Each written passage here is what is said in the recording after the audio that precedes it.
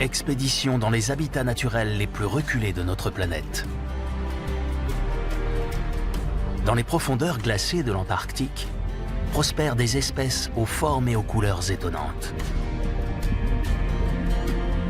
Des créatures semblant venir d'une autre galaxie cohabitent avec des champions de l'extrême sur l'immensité des fonds marins comme dans les eaux libres.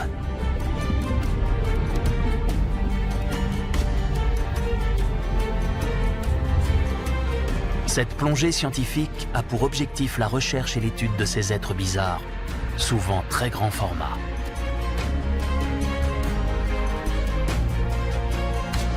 Dans le Pacifique, une deuxième expédition va explorer les abîmes presque sans fond de la fosse des Mariannes.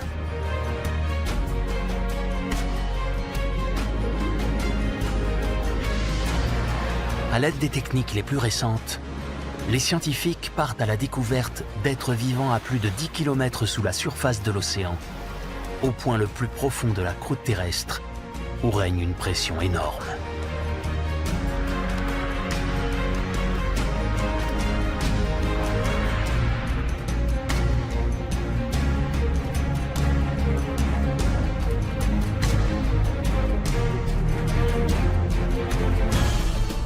Le navire de recherche Alucia, en pleine traversée du 4e plus grand océan de la planète, l'océan austral.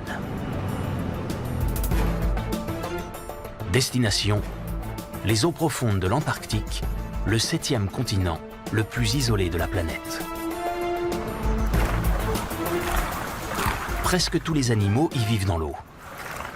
Très peu d'entre eux passent du temps sur la terre ferme ou la banquise, et ils ne le font qu'occasionnellement.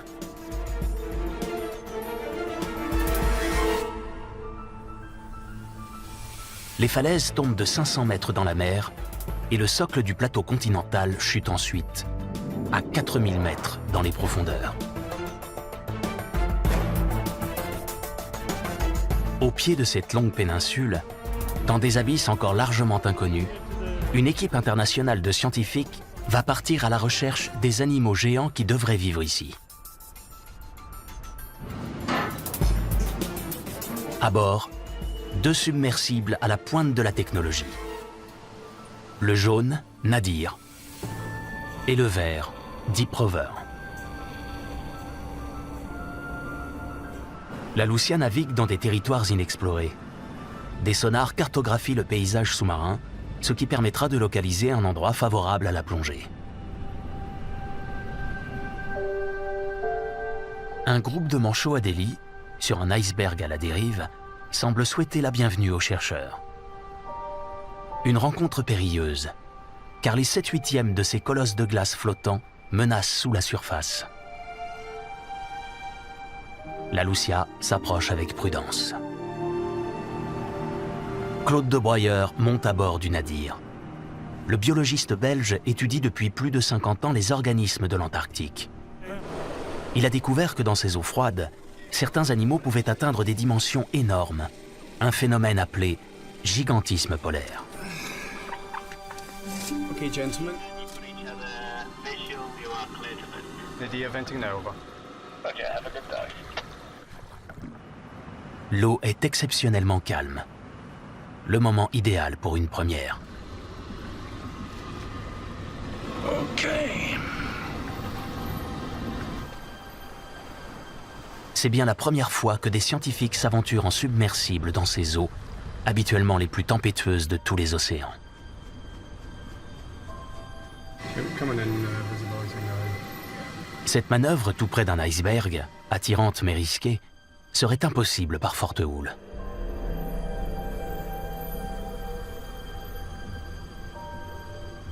La structure de la paroi de glace ressemble aux alvéoles des nids des abeilles. Magnifique. C'est spectaculaire. La lumière du jour se fait rare. Les projecteurs réveillent des lueurs magiques dans la glace.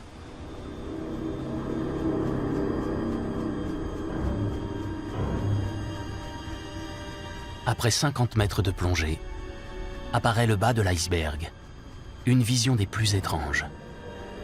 Mais jusque-là, aucune trace de vie.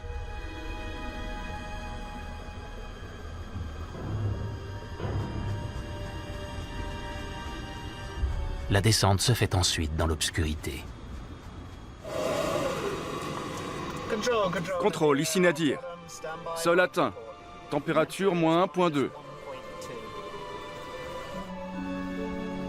À 500 mètres de profondeur, apparaissent des jardins multicolores, peuplés non pas de plantes, mais d'animaux. Fantastique. Une gorgone orange. Des acidies coloniales. De différentes formes.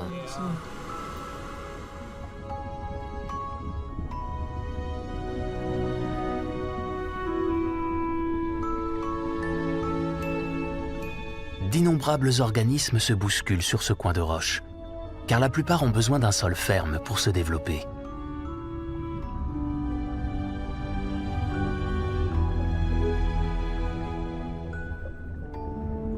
Les comatules sont plus à l'aise. C'est fascinant de voir comment ils coordonnent tous leurs bras. Les bras barbulés des comatules servent à se ravitailler en plancton, mais aussi à nager. Des appendices, les cires, leur permettent de s'accrocher ou même de marcher. Les grosses acidies, en revanche, ne changent pas de place. Fixées à leur support, elles filtrent l'eau pour absorber de minuscules organismes. Les cochons de mer cherchent activement de la nourriture, mais au ralenti.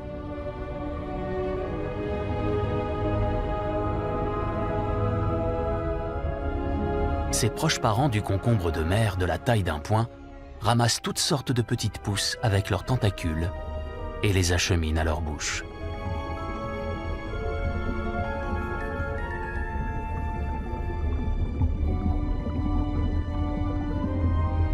Une lenteur qui permet d'économiser de l'énergie. Un poisson des glaces. C'en est bien. Perché sur ses nageoires pectorales, le chasseur solitaire attend une proie imprudente.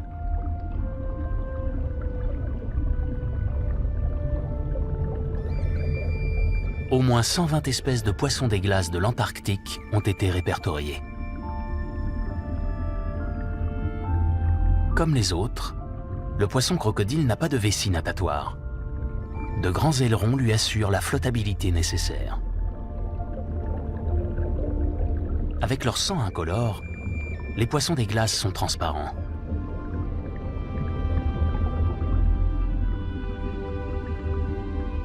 Pour leur frayère, ils ont besoin d'un rocher nu.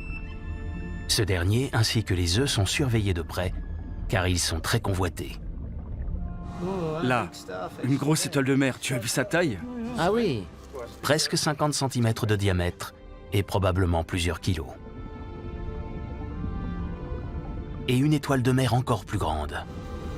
Pour Claude, ce sont les premiers exemples de gigantisme de l'Antarctique. Là, sur l'éponge. Une étoile de mer a escaladé une imposante éponge. Ce genre d'éponge peut atteindre 50 cm de haut, et même 1 mètre à certains endroits.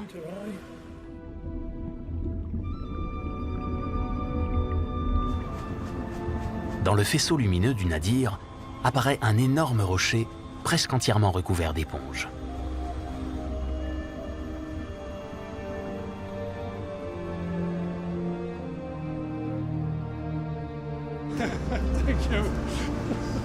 C'était incroyable.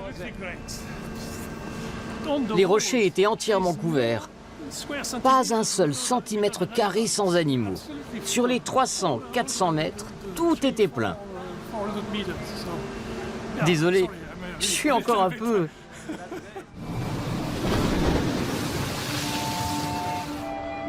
Mais les vrais géants, l'équipe de chercheurs n'en a pas encore déniché.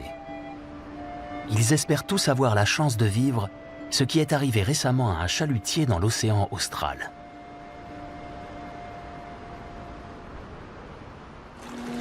En tirant une palangre, un énorme calmar colossal est arrivé à la surface.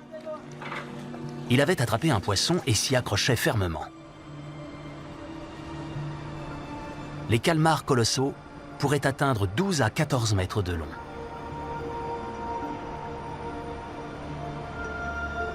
Leurs forts tentacules ne sont pas seulement dotés de ventouses, mais aussi de crochets. Des crochets parfaits pour bloquer des proies glissantes. Disposés sur 2 rangées en décalé, ils peuvent être dirigés séparément dans toutes les directions et ne laissent passer aucune proie.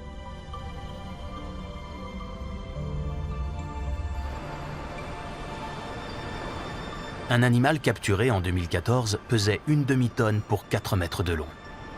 Le diamètre de ses yeux était de 35 cm. Les scientifiques de la Lucia rêvent de croiser un tel géant.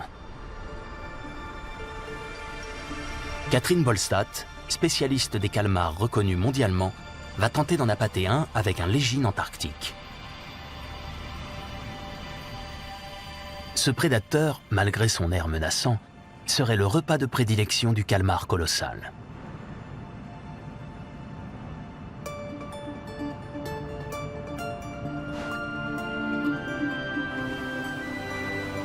La biologiste néo-zélandaise part à la chasse aux géants à bord du Nadir. Le cabillaud de l'Antarctique devrait attirer le plus gros mollusque du monde.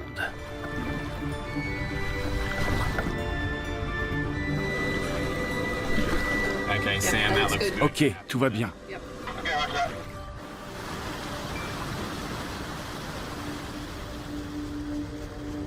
Dans l'obscurité, il ne se passe rien pendant un long moment. Je crains que ça ne semble pas très naturel. Ils nagent pas vraiment. C'est vrai. Ils piquent du nez. Mais ils attaquent bien des poissons qui ont été harponnés par des palangres. De temps en temps, ils attrapent une de ces prises et l'emportent, qu'elle soit morte ou mourante.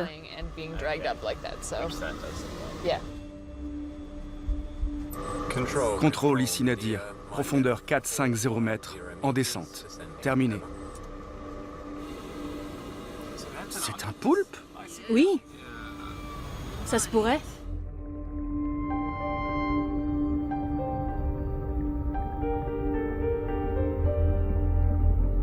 Une pieuvre Dumbo. Elle doit son nom à ses nageoires qui rappellent les oreilles de l'éléphant volant de Disney.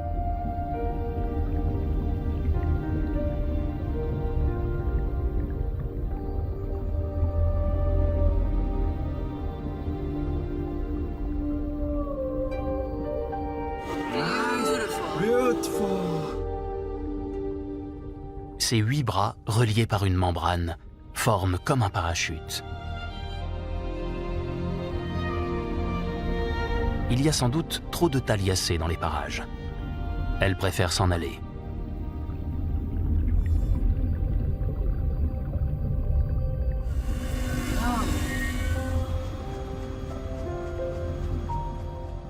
Ce n'est pas un calmar colossal, mais ce géant n'en est pas moins impressionnant. Ses 4 tentacules font bien 10 mètres de long. Cette méduse géante, une Stugiomedusa gigantea, doit peser dans les 80 à 100 kilos.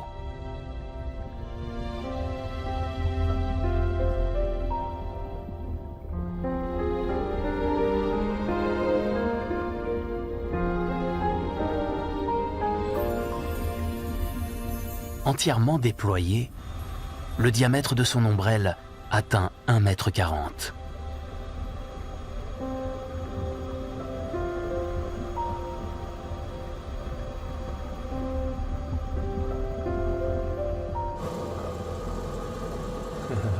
Combien de personnes ont pu voir ça? Malgré ses dimensions spectaculaires et sa présence dans presque tous les océans, les scientifiques connaissent mal cette beauté des profondeurs.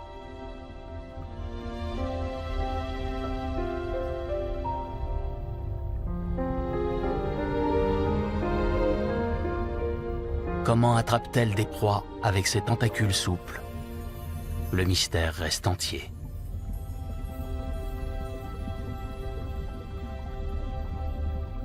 Aucun produit urticant n'a été trouvé sur ces voiles ondulants.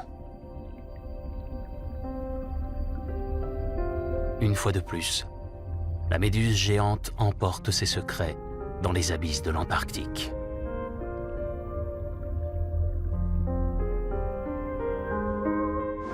Un moment hors du monde.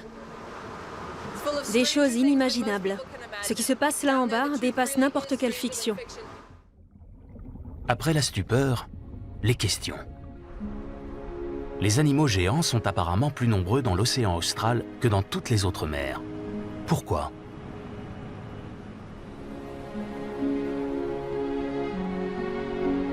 Plusieurs spécialistes pensent que la raison se trouverait dans les courants.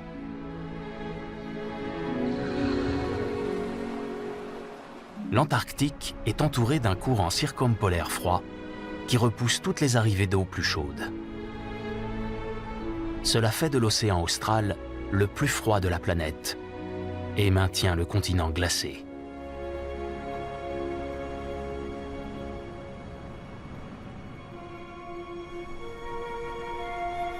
L'eau froide est plus riche en oxygène, ce qui fait que la taille de certaines espèces augmente, de même que la population de certaines autres. La biologiste Margaret Emsler s'intéresse plutôt au nombre d'individus qu'à leur taille. À environ 11 heures. Ah oui, je les vois. Des oiseaux de mer ont repéré, en même temps que le pilote, un phénomène intéressant.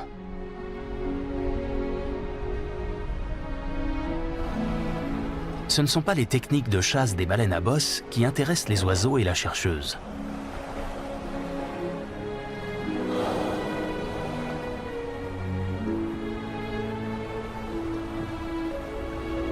Margaret étudie l'alimentation de base dans l'océan austral.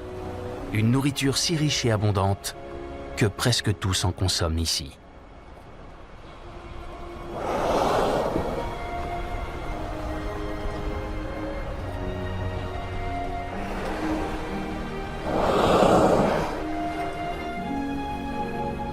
Les mammifères expulsent de l'air à intervalles réguliers. Ensemble, ils construisent ainsi un fin rideau de bulles qu'ils resserrent comme une sorte de filet. Enfermés dans ce piège éphémère, les proies se laissent cueillir facilement. Il s'agit de krill. Le krill antarctique est une crevette bioluminescente qui mesure au maximum 6 cm.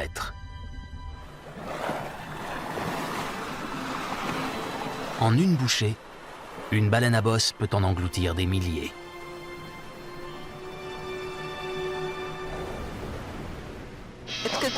Le krill est l'espèce la plus importante dans l'océan austral. Une espèce vitale pour tout l'écosystème. Il est comme les fondations d'une maison. Je suis très impatiente de plonger avec le submersible. J'espère que nous serons entourés de krill, que ce soit à la surface ou au fond.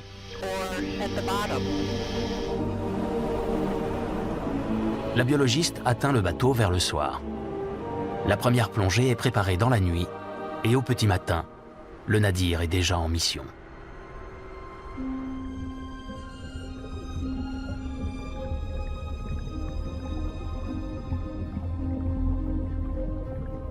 Certes, le krill se manifeste en nombre, mais il n'est pas si facile que ça à trouver. Un krill, notre premier krill. Il est un peu seul. Où sont les autres? Les voilà. Et ce ne sont que les éclaireurs.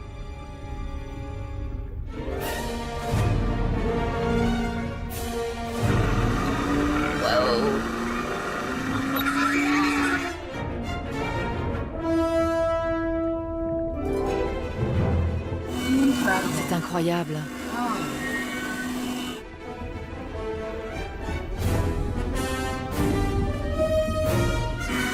Oh mince, on ne voit même plus devant nous.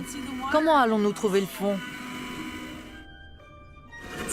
C'est une tempête de krill. Plus de 30 000 crevettes peuvent se rassembler dans 1 mètre cube d'eau. Quel joli bleu! En plus, le krill est lumineux. Ce sont des organes situés sur la partie inférieure de son corps qui émettent cette lumière bleue magnifique qui clignote. Ces organes sont appelés photophores.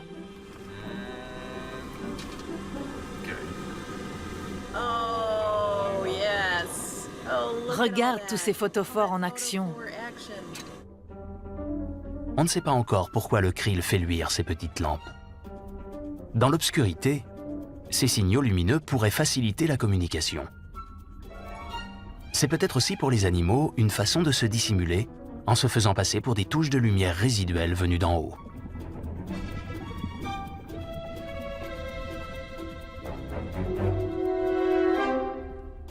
Des prédateurs rôdent partout. C'est incroyable que dans l'océan austral, tant d'organismes dépendent du krill pour leur survie.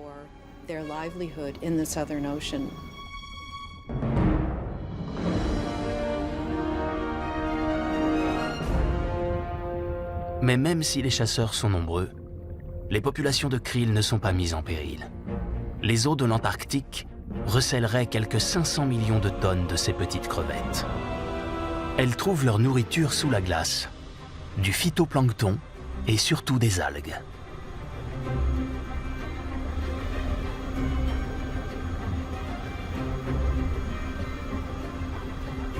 Catherine n'a pas renoncé à son rêve de voir un calmar colossal. Elle va tenter sa chance à un autre endroit. Le poulpe géant doit bien rôder quelque part dans ces profondeurs. Let's go. And away we go. We'll see who's downstairs.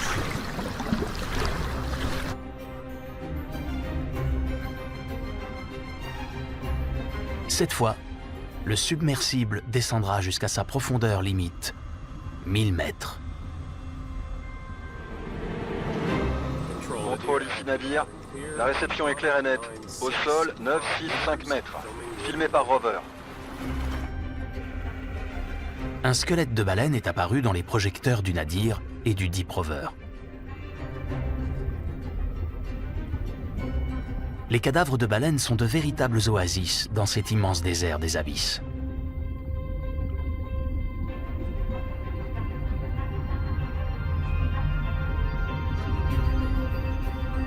Quelques poissons et autres recycleurs tournent autour des eaux, nettoyées depuis longtemps déjà.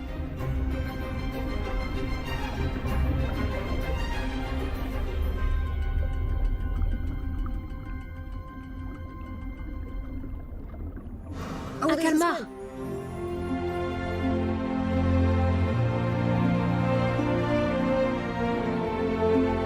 Pouvoir contempler un grand calmar à près de 1000 mètres de fond n'est pas chose courante, même pour une spécialiste des pieuvres.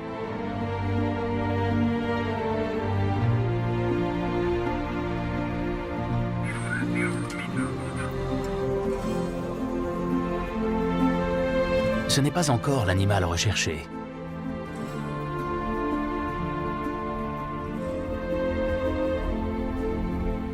Mais déjà un superbe exemplaire. Et une rencontre qui donne de l'espoir.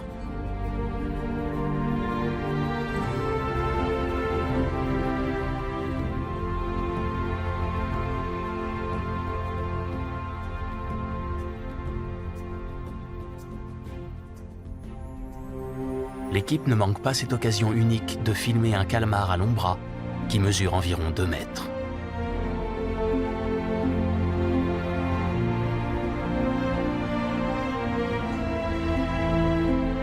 Ce sont les premières images de cet animal magnifique, filmé dans son environnement naturel.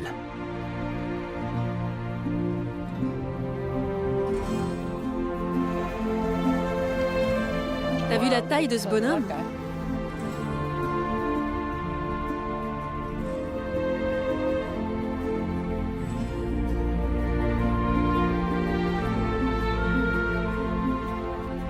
Il s'approche encore une fois tout près du submersible.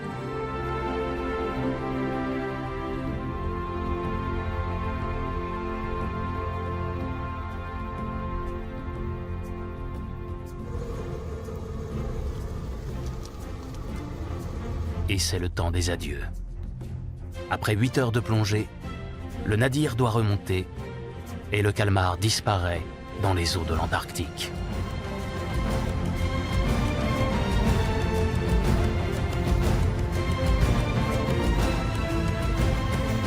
Un océan dont les abîmes glacés sont connectés au monde entier. Un courant profond, intégré dans le courant circumpolaire, bifurque et s'étire vers le nord dans le Pacifique sur des milliers de kilomètres. Il conduit, entre autres, à la fosse des Mariannes, l'endroit le plus profond de notre planète. C'est là que se rend la deuxième expédition avec une autre équipe.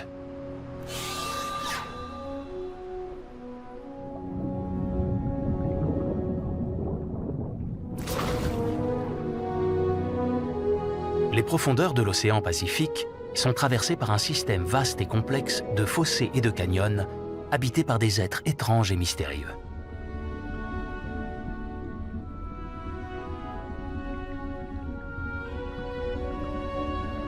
Des créatures semblant tout droit sorties d'un film fantastique, mais des modèles d'évolution parfaitement adaptés à la vie dans les abysses.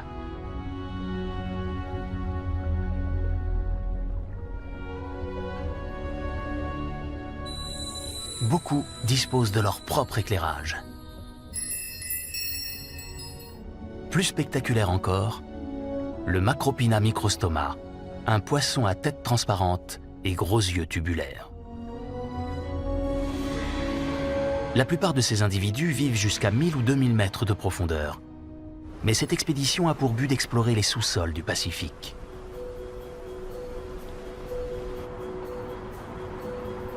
À l'aide d'équipements robotisés et de matériel de tournage résistant à la pression, les scientifiques veulent découvrir s'il y a de la vie dans les gouffres quasi sans fond de la fosse des Mariannes. Et si oui, quels sont ses habitants? Des poissons sont attachés au pied d'un atterrisseur, un engin porteur destiné à se poser au sol pour attirer les éventuels animaux des profondeurs. L'atterrisseur emporte avec lui divers instruments scientifiques.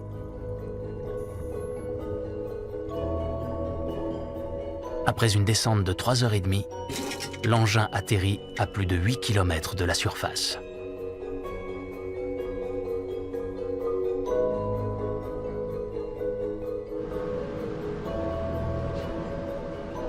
À bord du navire de recherche japonais, la tension monte. Il y a quelque chose.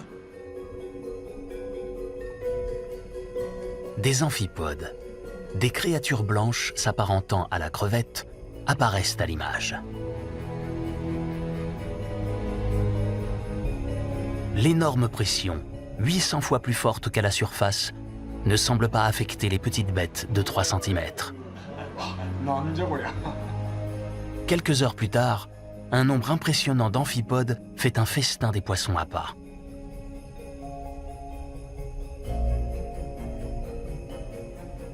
En 2 temps 3 mouvements, il ne reste plus que les arêtes. On sait que certains amphipodes peuvent engloutir en une nuit le contenu entier d'un filet de pêche. Quand soudain, une apparition. Après 18 heures, un poisson surgit de nulle part.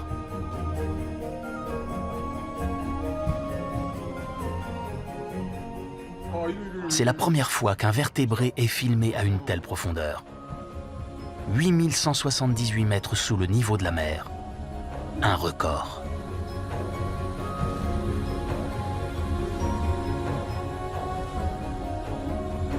Ce poisson d'environ 20 cm de long est un Pseudoliparis swayrii, plus communément appelé poisson limace.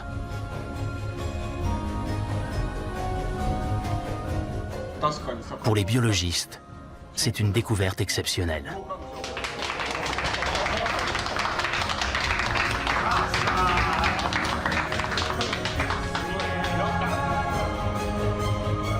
Près d'un deuxième atterrisseur, situé à 7500 mètres de fond, apparaît bientôt un géant, un amphipode plus de 10 fois plus gros que ses petits camarades.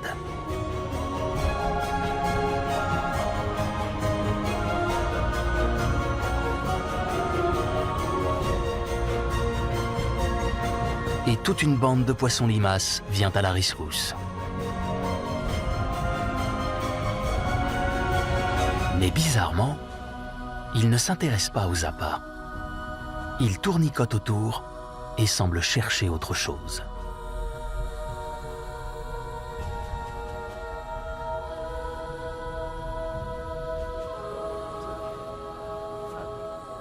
Une équipe internationale de chercheurs est montée à bord pour comprendre comment des animaux peuvent vivre dans des conditions aussi extrêmes.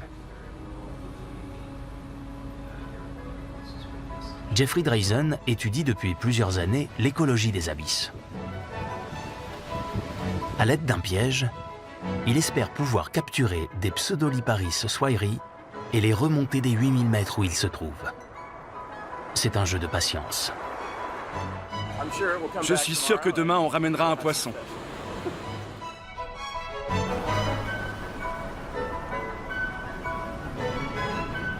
Et en effet, le lendemain, une prise est annoncée.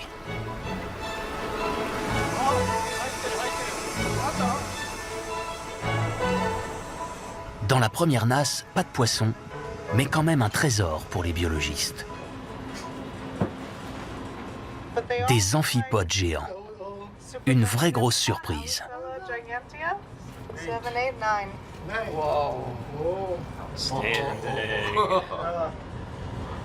This is great. Avec plus de 30 cm de long, c'est un exemplaire de l'espèce d'amphipode la plus grande au monde. Comme presque tous les crustacés, une carapace rigide le protège. Une deuxième nasse et une nouvelle occasion de se réjouir. Cette fois, un Pseudoliparis swahili est remonté à bord. Une prise inestimable pour les scientifiques. Un exemplaire fraîchement pêché. La peau sans écailles du poisson limace est transparente, ce qui rend possible l'observation de sa structure interne. Pour un animal des abysses, il a de petits yeux. Visiblement, il s'oriente d'une autre manière.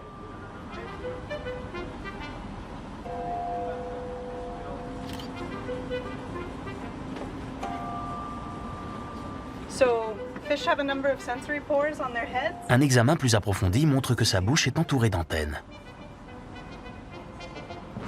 Celles-ci captent la moindre vibration de l'eau et l'aident ainsi à repérer des proies.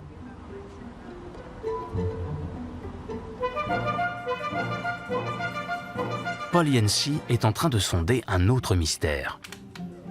Ses longues années de recherche l'ont conduit sur la piste du TMAO, l'oxyde de triméthylamine, une substance que l'on trouve couramment dans les poissons d'eau salée.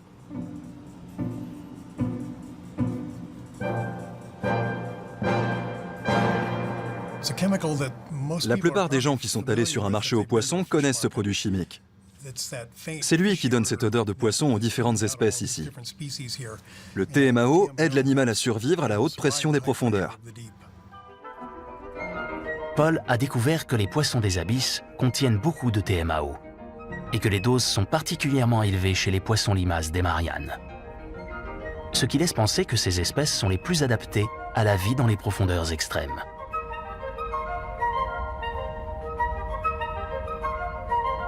Le fossé des Mariannes est apparu il y a environ 50 millions d'années.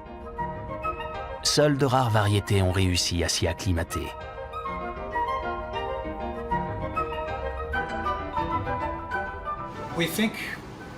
Nous pensons que les poissons se sont développés dans les eaux peu profondes et que la plupart d'entre eux n'ont pas réussi à s'adapter aux abysses. Il est très difficile pour les animaux de résister à la pression. Il a donc fallu des millions d'années pour que certaines espèces accèdent aux profondeurs.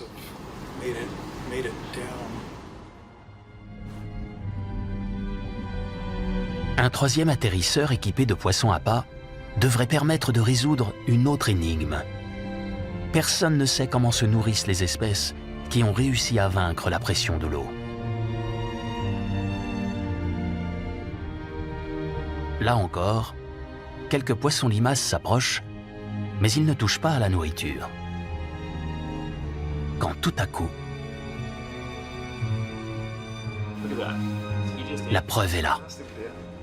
Les poissons limaces mangent les amphipodes et leurs solides carapaces.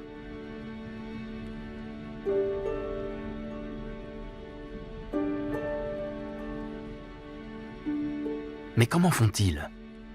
Ces spécimens ont pourtant l'air d'inoffensifs têtards.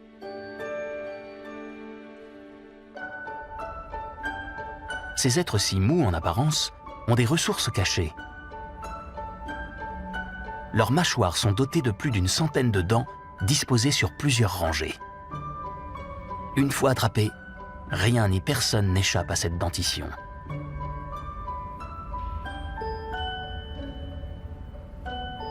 Une deuxième série de dents acérées attend la proie au fond de son larynx. Le poisson limace peut ainsi croquer et broyer les carapaces les plus coriaces et les envoyer dans sa gorge.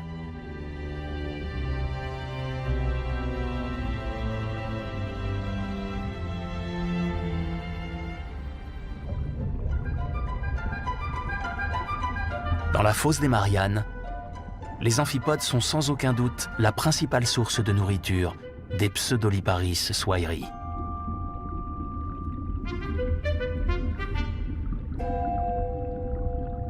Ils ont là aussi, comme dans l'océan austral, un rôle primordial dans la chaîne alimentaire.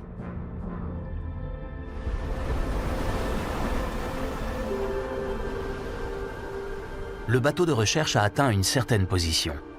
À partir de là, l'équipe espère trouver un endroit précis des courants des profondeurs.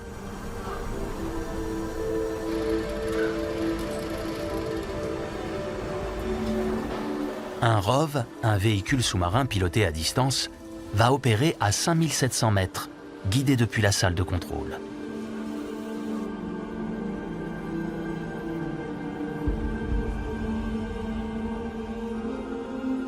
La réussite de la manœuvre est incertaine. Les coordonnées correspondent bien à celles d'emplacements détectés quelques années auparavant, mais cela ne garantit rien.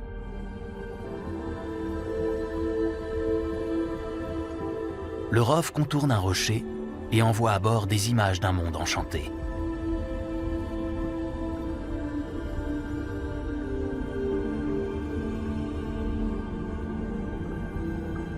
Le robot avance prudemment dans une forêt de sculptures minérales. Celles-ci ne se sont pas formées par le haut, comme les stalactites, mais sont nées grâce à des courants riches en minéraux montant des profondeurs. Elles offrent un habitat exceptionnel à une multitude de vers turbicoles.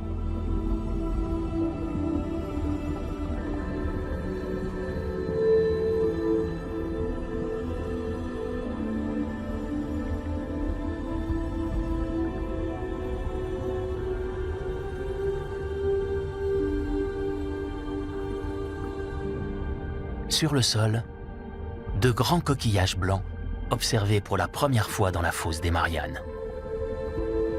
L'écosystème de toute cette zone reste encore à découvrir. Nouveau cap pour l'expédition Challenger Deep, l'endroit le plus profond de la planète, dans la partie sud de la fosse. Un tout nouveau ROV va être utilisé. Il sera d'abord couplé à un support pour descendre dans les abysses. Après 7 km, le véhicule sous-marin se détachera du porteur et continuera sa plongée jusqu'au fond. Il ne sera plus relié au support que par une fibre optique de quelques millimètres d'épaisseur. Ce petit ROV, très maniable, devra examiner le fond de l'océan en se déplaçant d'un endroit à l'autre.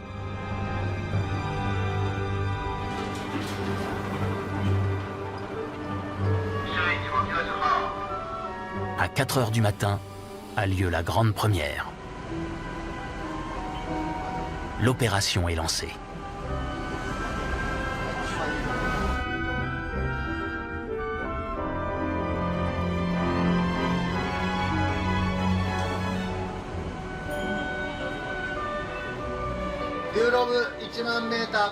Le ROV met 6 heures à atteindre le fond.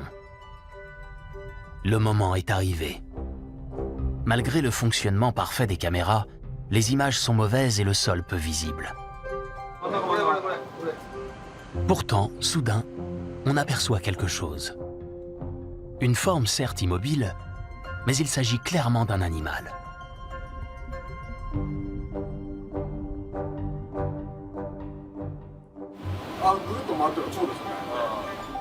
Le robot en trouve d'autres exemplaires. Il semblerait que ces individus soient des concombres de mer, des cousins des étoiles de mer et des oursins. C'est la première fois que les biologistes voient un tel spécimen. Selon toute probabilité, cette espèce se nourrit, comme les cochons de mer de l'Antarctique, de matières organiques sédimentaires. En regardant de plus près, un autre petit animal tout blanc se détache. Un amphipode. Hiroshi Kitasato a fait d'intéressantes découvertes à son sujet.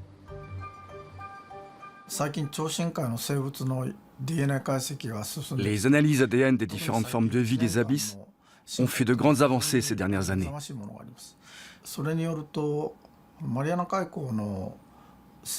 Les résultats ont montré que ces animaux proviennent des eaux de l'Antarctique.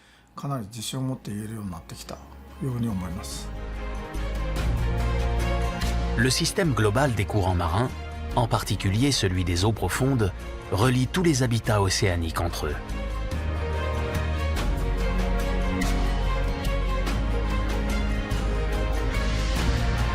Les créatures marines déploient une variété de formes et de couleurs étonnantes.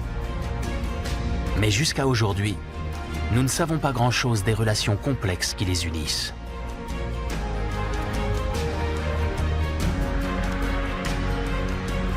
Nous n'avons pas encore accès direct aux abysses et à ces êtres inconnus et mystérieux.